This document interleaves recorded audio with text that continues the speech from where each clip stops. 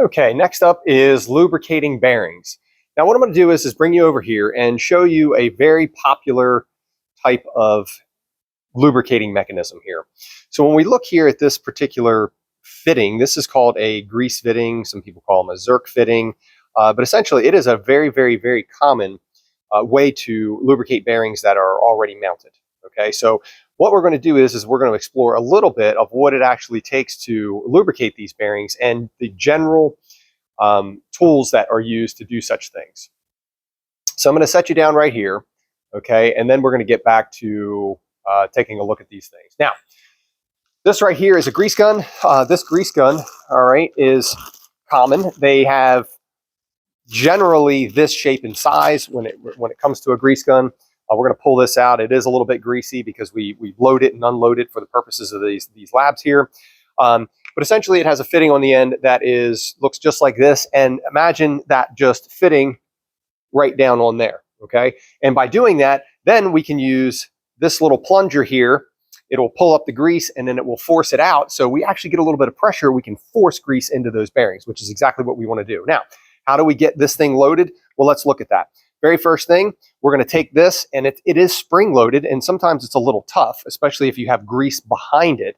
But what we're going to do is we're going to try to grab a hold of this and pull it all the way back out, and then we notice this little notch here, and there is a small little groove in that in this shaft, and it's going to pop into that notch. Once that happens, then it's going to pull a spring back internally, and it's going to keep it out of our way so that we can go ahead and pop this thing apart. Now, if this is greasy, which it likely will be, you may have to get something to grab a hold of it so that you can unscrew the barrel from the top pump part. Okay, so we're going to unscrew that, and we see here that where it's unscrewed. Let's take a look at what we have inside. Inside, looks like where our grease is, it looks like there may actually be a grease tube in there. Okay, but the grease tube is empty. So what we're going to do is we're going to figure out how to get that thing out of there so that we can change it. Now, generally, it's just a matter of pulling it out. Sometimes they get a little bit tight and it requires some other tools to be able to get in and kind of get that thing loose. Another way that this can be done too is if for some reason that thing doesn't want to come out of there, you can always put grease in there. It's not a pretty thing and it's not necessarily the recommended practice, but it is something that can be done. So I'm going to reach across here and grab some tools, and I'm going to grab specifically a pair of pliers. Pliers are typically what would be used if you can't get this thing out. And you want to be careful not to damage the threads. And I'm just going to grab it in a few spots here and see if I can't get this out of here. Again, want to be very cautious about getting that out. All right, so this is what it looks like. Yes, this emerged from the tube. This is a common way to get grease is in a grease tube, okay? And then we can load one back in. So this is actually perfect, pretty much empty. Nothing came out of there. So let's grab another tube here. So I'm going to set that one off to the side, and I'm going to grab another tube of grease right here. I'm going to set this down.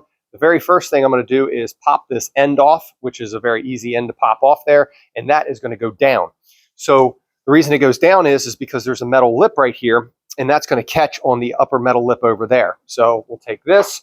Grease is very viscous. It won't come out easily. And we're going to slide this all the way down. And once we get this slid down into place, then we can open this thing up just like a can of soup. All right, so we're going to pop that open there, pull that off,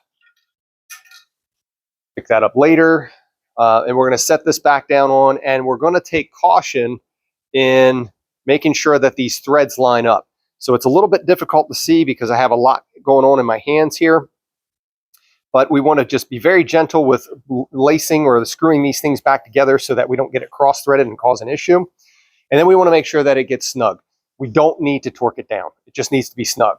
Now, the next thing that's very important is to realize that there is a relief on these. Not all the reliefs look the same. So not every single one of these grease guns are going to look the same. Some of these are going to have flexible heads. Some will be mini, whatever, but just keep in mind that they're all going to be a little different. And what I like to do is push this down as I release this. And you may need your hand to release that, like pull it off and let that go.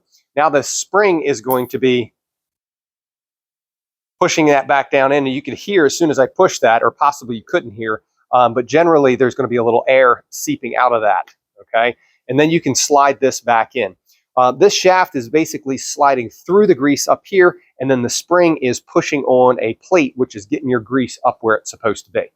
So at this point, we can open this up and we can bring up, I have a little bit of tension there. That is absolutely perfect. That tells me that I'm ready to push grease through this tube. So let's see what this looks like. Again, I'm going to go back to my little fitting here. I'm going to push this on and make sure that it kind of, you can feel like a little bump. And then I'm going to force grease. 1, 2, and I can see grease coming out of the bearing here. So I'm going to be done. Now, sometimes you can't pull this directly off. Sometimes you need to kind of like lower it down a little bit to kind of let it go free from the fitting inside of there. They're very good as far as holding on while you're applying that pressure. And then once we get that grease in there, doesn't hurt to rotate it a little bit. I always clean off the grease fitting itself, or the Zerk fitting. And then also if there's any excess grease coming out of the bearing, I want to wipe that off. Now, why would I want to do that? I'm not taking it away, obviously, because the grease came out of the bearing. So the grease, I know by it coming out, there's enough in there. But if I leave the grease on the outside, dirt and things can stick to it. And when dirt sticks to it, then it can bring dirt into the rotating assembly. And I don't want to do that. And the same thing with the grease fitting. I want to make sure that that's clean and clear, because if I don't, and again, it's going to eventually get enough dirt on there to where when I go to put grease in, it's going to force dirt into my grease, or into my grease fitting.